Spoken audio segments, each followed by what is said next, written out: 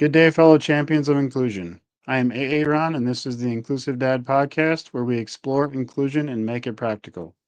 Thank you for taking time out of your busy schedule to join me in exploring ways we can create a more inclusive world together. You are important, you matter, and you can make a difference. Mm. Today, my guest is Roxy B. Rocker. Welcome to the show. Hello, everyone. I'm so happy to be here, Aaron. Yeah, thanks for being on.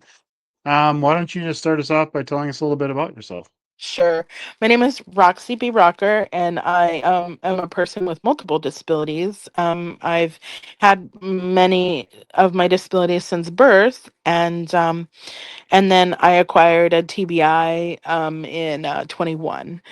Um, so I've lived the life, and I discovered recently that I've actually lived through decades. So I lived through like the 504, the signing of the ADA. Hmm. So like I've been through like those decades of like, when things happened. And some people even said, "Well, how did you get diagnosed with learning disabilities in the 70s?" And I was like, "Well, they existed.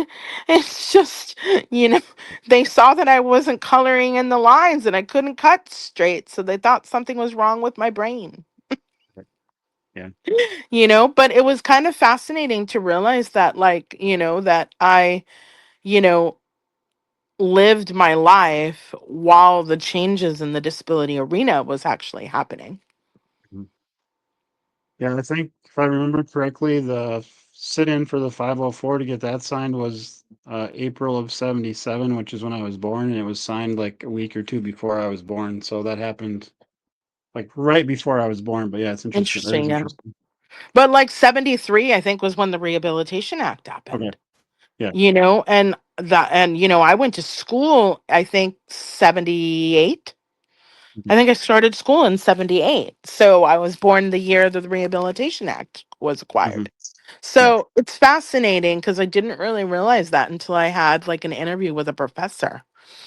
And I was like, what? Oh, that's wild. That, I've lived through the decades of like all of the stuff that happened in the disability world. So I've been a person with, and then worked in government in a wide range of different disability organizations for most of my career. So being a person with and also having that professional, which I gives me a little bit of a different perspective. And then now in my 40s into my 50s, now I'm 52, even though I look so young.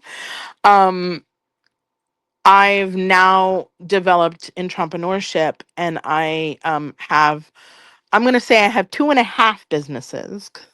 So I own Embracing Wellness, which is a therapeutic wellness massage place. And I've had that for almost 10 years. And that's exciting because I got that through mass rehabilitation, which also gave me my driver's license and college education. Mhm. So I've been in and out of the rehab system and worked in the rehab system, God, for multiple years. And then now I own a magazine media company with a TV show um called Embracing Disability, and we do a wide range of different things with empowerment, writing, some consulting, and then now I'm, because it's been a desire of mine for a long time to study clothing and accessories. Mhm. And now I'm exploring the whole world of how to make clothing more accessible for, I think, even the wheelchair user, but mostly for that able bodied person who has had structural issues or birth defects since their Mhm. lifetime, or people who have had medical issues, like I did with endometriosis, so chronic illnesses. And sometimes people are just spending way too much time in bed, and the only time they get to leave is go to the doctors. But maybe Mhm. sometimes after you go to the doctors, you want to go out to eat with your family member or friend. And what do you wear? You're not going to wear your nightgown out. Right. So maybe there could be something comfortable and presentable and attractive that you Right. can wear when you're going out, men and women. So Mhm. I'm doing a lot. I've designed some things, but I just don't think they're ready yet for this resale world.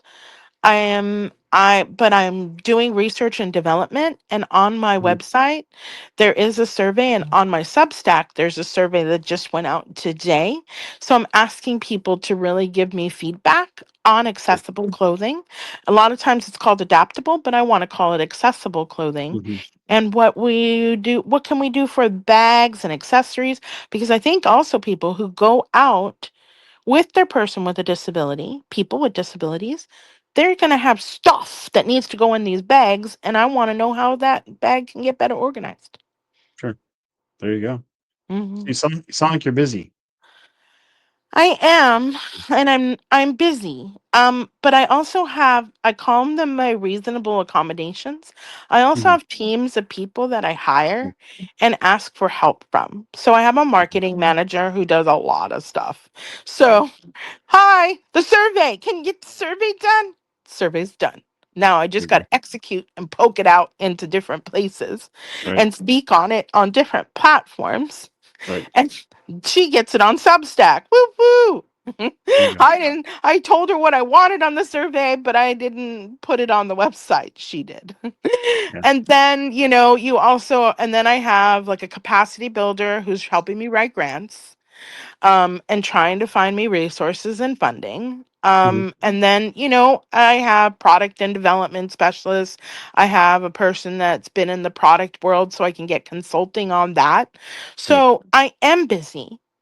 And I think the meetings take up some of my time and the execution does. But if you lean on human beings to help you Right.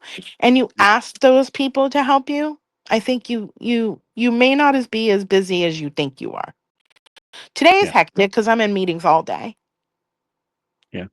No, that's very important. Yeah. What stuff do I need to focus on and can do what stuff can I offload? So it's a good thing to do. What can be offloaded? Then I don't have to do it because Yep. I spend a lot of my time in the treatment room providing care to clients, Yeah. and that's how I make my bread and butter because the embracing disability business still needs sponsors and still needs growth. It's only 18 months old, so it's trying to grow. Yeah. For sure. What is your definition of inclusion? Oh, goodness. Let's see. My definition of inclusion, I think, really means that, you know, one, we have seats at tables that we're supposed to be at. So, executive level tables, business tables. A person with a disability is not excluded from different conversations or topics. Um, I think also sports, community events, people with disabilities should be at those community events, sporting Mhm. events. I don't think it should be siloed. Sometimes I get real tired of knowing that, like, you're at a day treatment center or you're hearing the intellectual disabilities and there's going to be an event and that they're at a bowling alley and they're going to be ordering pizza and Coke. And nobody else with not a disability, only the disability community is going to be there. I even think that, if you were going to do a community sport, I would love more of the idea that, some people with disabilities were actually on that team as well. Mhm. Or even in the schools, they were on that team. In the student councils, they're on that board. Right. They're involved in things. And it's, I mean, I think on the accessibility end, inclusion is where I can go through the ramp and you can go through the ramp. We Mhm. all get to the door together. Yep. I went to a restaurant once and I was so excited about the ramp. Then I get into the restaurant and the elevator is cluttered. There's no way to get up to the thing. You have to use the stairs to the second level, and there's clutter in front of the elevator. When you go down the stairs, if you have a disability or you're using a cane or something, the bathroom door was right down the stairs. So I'm like, Mm. okay, so there's a ramp to go in. There's no automatic door. So like, how was that accessibility or even inclusion? um because it was so difficult to get around in that restaurant and navigate the restaurant, but there was a ramp to get in. It's like, Hmm. so that's not inclusive to me, because inclusive, I think, means that it's inclusively designed and everyone can access it and use it. Even for my clothing, I want my clothing to look so nice that if an able-bodied person that doesn't have any kind of disability, any kind of challenge in their body, and they want to wear it, they can wear Yeah, I like that. it. It's a Hmm. great definition. Thank you. Thank you. Um, have you been able to? So you said, um, let's go at the angle of you being a person with a disability and starting a business. I mean, what kind of barriers have you run into, and what kind of help have you been able to find to help you start your businesses? Sure. So I find it really funny that the barrier, sometimes even in the mass ability world, is hilarious. In the mass rehab or the rehab commission world is hilarious because, oh, we can't help you with marketing. We can't help you with website. Like, what? Why? Why Hmm. wouldn't you want? I mean, website is so simple and basic. Even when I've sat down and talked to the assistive technology person and asked them questions, they were like, no, we don't understand how to help with that. I'm like, how do you not know how to help with that? How do you not Hmm. know? Right? Like, where would that even come from? Right. And what's even funnier is when I was originally just starting my massage business and I wanted some help with some organization and some executive functioning issues, which I think is so important. A couple of the vendors were like, you run your business, you're the boss. We wouldn't help you with that. Click. And I was like, what? What? Why is this like a foreign language? Why is this so difficult and so challenging? Why? And so I feel like that's a problem. And I also feel like when you're starting a business or you're trying to have a business and you use the word disability, it almost becomes this ugly, or I want to hide from that world and I don't really know. And you're kind of inspiring, but I don't really know if I want to work with you or how I can work with you. And I don't really understand. But instead of them being, which I'm coining a new term, disability curious and wanting to find out more, right?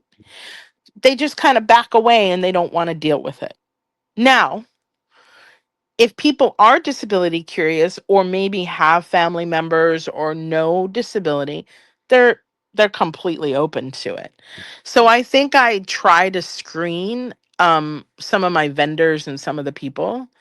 If I can tell that I can't even have a dialogue with someone, or I can tell that they have no disability background, I just kind of back off and go, I don't think we're the right fit. The other thing that I find is interesting is people say, oh, I want to help you. And I'm like, okay, well, tell me how you want to help. Oh, yeah, I think I could probably help you with branding and helping the customers, understand what they need. And I said, so you don't think I'm capable of doing that? I'm like, so sometimes people have all these great ideas and these concepts, but Hmm. it's like, wait, you're telling me that I'm not capable? You're telling me that I've never worked? You're telling me that I have no background, no experience, no education, nothing. Right. And I feel like that's the problem. Like, you hear the word disability, and that means I'm going to help you, or I need to do a solution for you because you're not capable of doing it. And it Right. may not be that way. Somebody just offered to introduce me to another young woman who's doing disability clothing. And I asked her why. And she was like, well, don't you want to learn all the mistakes that she's made? And I said, well, maybe. I said, but I'm a person with a disability. And when I did the research on that person, she wasn't even disabled. She was just asking. And then that person said that she spent all this money. And because she was like highlighting the models. Well, I'm sorry, but they didn't need to be highlighted. Hmm. They needed to be engaged and included. So she's got all these pretty little young girls with disabilities on her page that she's celebrating, but in some ways that becomes the inspiration porn model where everybody should be wearing the clothes and it should be incorporated. But you don't understand that when you're not a person with a disability. You don't understand those inclusion parameters and how to make things inclusive. And also, what's important to us as people with disability. So I need help. And if I need help, I'm going to tell you what I need because I know. Yeah. Or we're going to have some dialogues and you might tell me some information that I didn't know. But I also want you to treat me with respect, dignity, and humanism because I I have a brain. It might be wired differently, but I got one. And you can't have a disability. You can't have a disability and run a massage business for 10 years if I don't know a thing or two, and it's Yeah. lasted. You said you like screening people. Is that just asking them like questions or doing a little research into them? Is that what you mean? Um, Sometimes they get into your DMs and you're exchanging communication. So I ask certain questions. I don't even know what the questions are. It depends on what I'm looking for.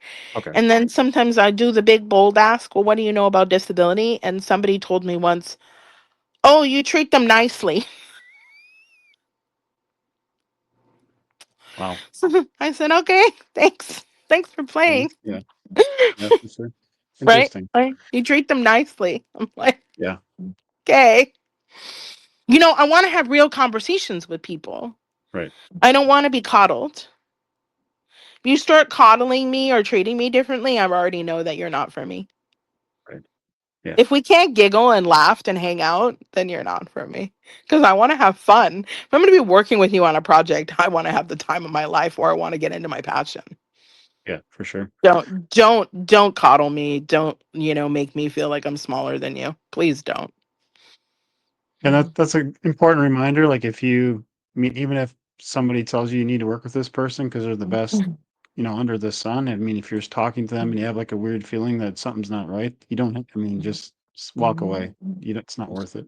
My money is way too valuable. Yeah. I've earned Yeah. it. My Yeah. money is way too valuable to do that. Yeah. Sure. Yeah. For sure. What is like your vision for your media company? Mm. I think there's going to be a pivot somewhere next year or possibly even this year where I want to work with day programs or I want to work with schools so I can start some kind of writing program and some kind of empowerment program for the youth and young adults with disabilities because I feel like then I can get more stories and also enhance the empowerment piece. So I'm kind of working and finessing on what that's going to look like. I'm still Mhm. always asking for articles. And if you haven't written an article on a write-up, please submit a one. Or if you've never written for Embracing Disability, you can go to www.embracingdisability.com, contribute. It's on the website, how to write. And I don't want to charge, and I can't afford to pay anyone. People ask me all the Right. time, "Are you paying?" And I'm like, "We don't have got that much money. We're still small." Right. I think that the media part, I'd like to enhance my podcast. I'm hoping at some point that the Prospera network that I'm on with the Embracing What's Possible show gets monetized somehow and all of us hosts start making a little bit of money off of that. I feel like there's some other things that I need to be talking about that I don't just get to talk about on the show. I do want to have some summits and I'm trying to Mm. figure out and my producer may not always have the time, so I'm trying to figure out some new ideas and some other ways that I Mm. might be able to do the summits. Because I want to do like summits on like different disability topics and different disability days. And I feel like there's a lot of people that have a lot of messages and I can't pay them yet either.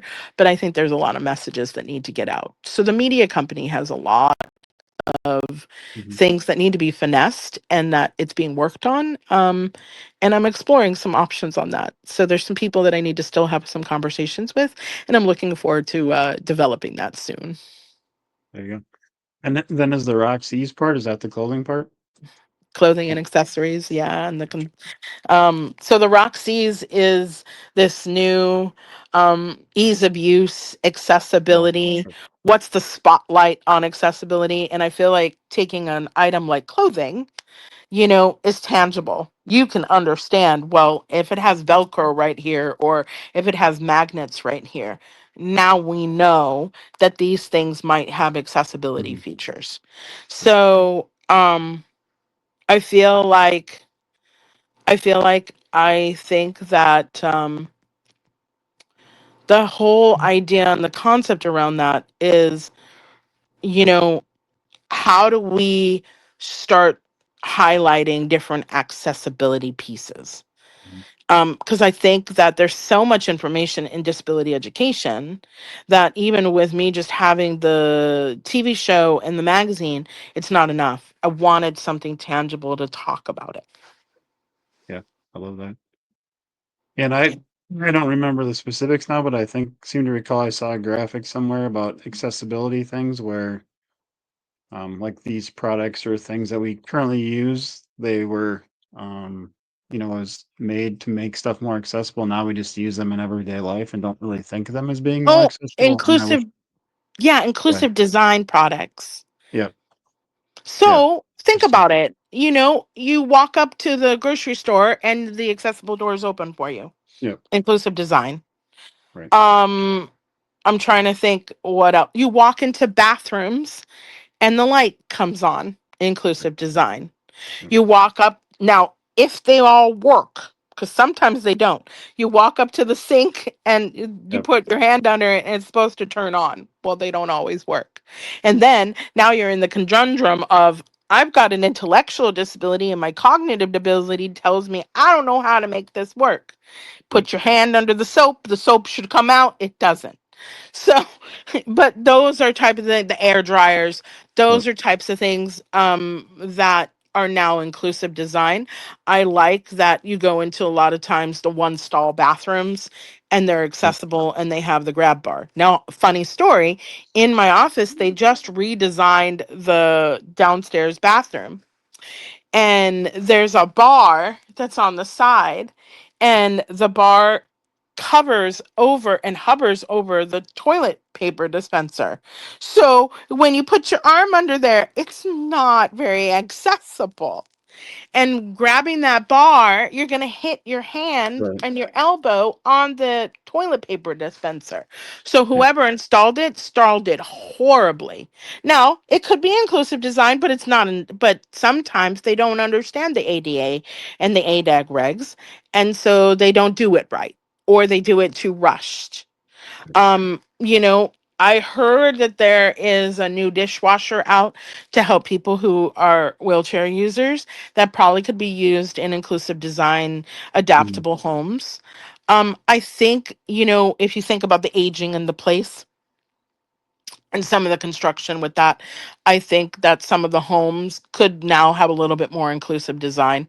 Um, you know, I'm trying to think. My friend made a straw who wanted to clean the teeth mhm, for hot tea and hot coffee. But she's finding that it all can help with people who have jaw problems, people who have sure, esophagus, where they choke when they try to swallow, but people with swallowing issues, dental issues. So, there's a lot of products, but I don't think it's spotlighted enough. yeah, for sure. Yeah. Hey, you talk about the faucets where you just put your hand under them. I don't know what the deal is, but I always put my hand in like the wrong spot, and then I'm moving it, trying to get it in the right spot to get it to work. And it's like sometimes that's more frustrating than it's like It I is. almost want one I can just do it because like I can't find the right spot Mm. to get it to I work. almost wish that there was just a knob where you could just tap it and then it would just go on. Oh, yeah, Tap. It's almost like tap to pour what they have at right, the breweries, yeah, and tap to pour. Well, can't I just tap to wash right, my hands? something. Yeah, If you could have tap to pay, I don't know why you can't have tap to wash. it's true. It's a good point. There you go. That's inclusive design. There you Yeah, go, big corporation. Make tap to wash. What I do like though is the door openers where you just kind of put your wave your hand in front of it. Yeah. Yes, those I like those too. Those are kind of nice. You just kind of Well, put your because hand that's near it and it opens up. perfect. Yeah. And I wish there was more sidewalk curbs. Yep. Mm, because there's always obstacles in the way. So I wish there was more sidewalk curbs. Yeah, for sure. Because sometimes if you have dexterity issues, you struggle with the curbs and the shopping cart. And so if there was more curb cuts, you could get down on into the parking lot easier. Yeah. Um, you know, I wish carts had almost like a grip system on them for dexterity. So like when you touch it, like there was different textures, or even you could kind of like move it to a different texture that you Mm. need when you push it, because like the same cart all the way across the board may not help someone. Sure.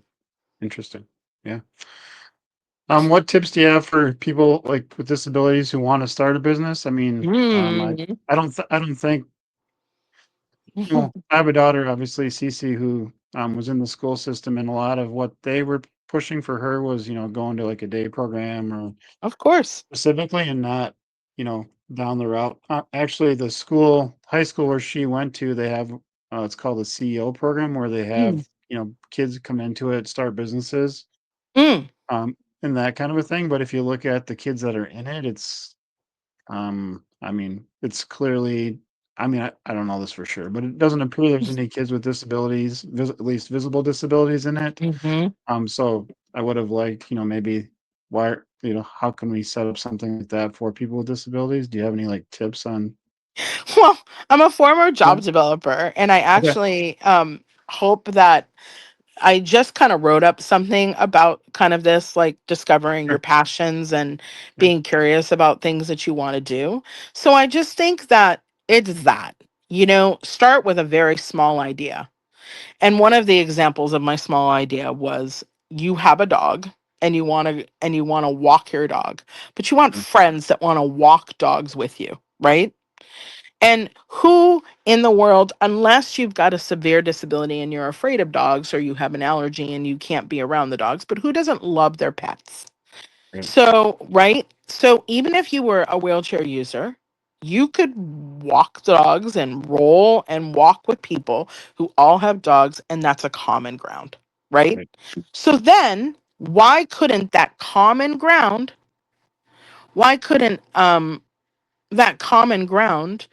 be something that maybe you got to a dog walking club Hmm. and you and your PCA walked dogs all day long, took them back to their house and fed them? How is that complicated? Then maybe that person might fall in love with you so much and say, "Hey, we're going on vacation. Would you and your PCA please come and feed my dog or stay right here? We're going to be gone for a week and a half in the Bahamas. We'd love to have you. We're going to Right. pay you $500 for you coming." You Yeah. know, you coming over and spending the week at my house and taking care of my pup, walking it. Now you've got one client that can give you a review. I'm sure that person has neighbors, right? Yeah. Friends, referrals. So small, digestible bite, right? Yeah. Small little baby step. Hey, I have a concept, I have an idea. I, or sometimes people just have elevated dinners. So I just want to have a dinner group with my friends. Oh, we want to all start talking about businesses and we really want to start one. Maybe we can go and find some new friends that are business coaches or find Mm. somebody who started a business. Well, now all of a sudden you could all start paying for making a relationship with a restaurant. Go to the restaurant and say, "Oh, hey, I'm going to charging $50 to $60. Can you do a fixed menu for us?" Hmm. And now all of a sudden I have a dinner group and we want different topics on businesses because we all want to start one, Right. Yeah. right? So, start it small. We love making cookies. We love making popcorn. We love talking about fish. Good. I don't know what you love to talk about. You love talking about cookies and how cookies taste. Oh, well, these are my favorite recipes. Well, why can't you make like a recipe list? And now all of a sudden, who knows? Maybe you have a cookbook. Yeah, I love those examples because it's not, you don't just you don't need $20,000 to start it. It's just start something Oh, simple that you enjoy doing, and then see if you're able to maybe make a little money off of it. If not, then at least you're doing mhm. something you love and getting out and doing other things too. The example was of the lady that this other lady told me to talk to. She said she spent $80,000 on the disability clothing business because she was hiring models and she was doing Right. this and doing that. Nobody has $80,000 running around, Right. right? I'm Yeah. sorry, but that's not a great example. No. I'm doing this shoestring budget for under 2 grand Hmm. with consultings, marketing, all of the whole gamut. Right. And you know what? I I started my massage business when I reopened it during COVID for under $3,000, and that included rent and Hmm. my movers to move me in. Right. And I got PPP loans. So, Yeah. I was saved. But again, things could be started on. I started embracing disability on a shoestring budget. I think I started that for under 500 to $1,000. Right. Yeah. I don't think I spent a lot of money on that project. Yeah. The most expensive part of that project was doing the printing of the magazine, and that was 650. But to Yeah. get people to write articles for me, I didn't pay. Right. I mean, nothing was that expensive with that project. And so that's what I love about this is because, and so on my show, it's Embracing What's Possible with Roxy. I have Embracing What's Possible sessions, and I Mhm. want people to work with me and hire me to say, okay, Roxy, I really want to explore something, but I don't know how to do it. And I'm actually talking to my coach today because I think I created a course on what this is going to be all about. Mm. And I Excellent. also think ask people, say, "Hey, I'm really interested in starting X. Can you give me some feedback on maybe you've got some experience?" "Oh, I know nothing about marketing." I just gave my colleague experience. She said, "Roxy, I know everything about product, but I know Mm. nothing about service." So I just Mm. gave her some tips. Right. Yeah. You know, we can start small and go with what's something you love, something you always talks about and that lights you up. Right. And For even sure. if it just starts out as a small little club with some friends, could turn into something magic. Yeah. I love that. I'm What an is I'm a one tip? Go ahead. I'm a former job developer, employment specialist. So that was my lifeline for a long time. And so you're asking me about one tip? One tip on what? What is one tip you can share to help our listeners be more inclusive today? So just something anybody can start Mm. doing today to be more inclusive. If you know somebody with a disability, and you're gonna go out somewhere, invite them to dinner, invite them for the drink, invite them to coffee, you know, show up with people with disabilities. You might learn a lot. Don't be afraid to show up with them. Also, if they're in one of your communities, contact them and ask because you probably are going to get different information and different ideas and concepts than you'd probably have gotten from that general population because our brains are wired differently and we're Hmm. a lot of times in the shadows and a lot of times not included or not involved and nobody asks us. So we want to be asked and communicated with. Yeah. Love that. Is there anything you want to share that we haven't discussed yet? Mm, I think we touched on so many things. Yeah. Um, I think that, you know, if you see something that's happening that you're not comfortable with in the society, try to see what you can do to make a difference because it doesn't have to be that way. Let's break Yeah. down some societal barriers. Um, and I like my coin term, be disability curious, Hmm. because even if you don't know anybody and you don't know anything about it, you still could be educated and learn something. That's all. Yeah. Awesome. Where's the best place for everybody to connect with you? I'm on Facebook. Roxy B Rocker. So I write on my wall all the time and I share stories or wisdom, or I sell things, and all sorts of things are Mhm. going on my Roxy B Rocker wall. Or you can go to www.embracing-disability.com. Okay. Roxy's is on there. A lot of the things are on there. There could be a time that Roxy B Rocker is going to be built. But right now we're focusing on Roxy's survey and putting Sure. spotlights on accessibility. And there's links to your TV show on there too. The Yeah. Embracing What's Possible is also on the embracing-disability.com page. Embracing Okay. What's Possible with Roxy. It's on the Prospera network. Um, it airs every Saturday at 11:30 a.m. It also you can look up it on YouTube. I'm sure if you just type in Roxy B Rocker, you'll probably find me. Awesome. Thank you so much. Ready for the last question? Yes.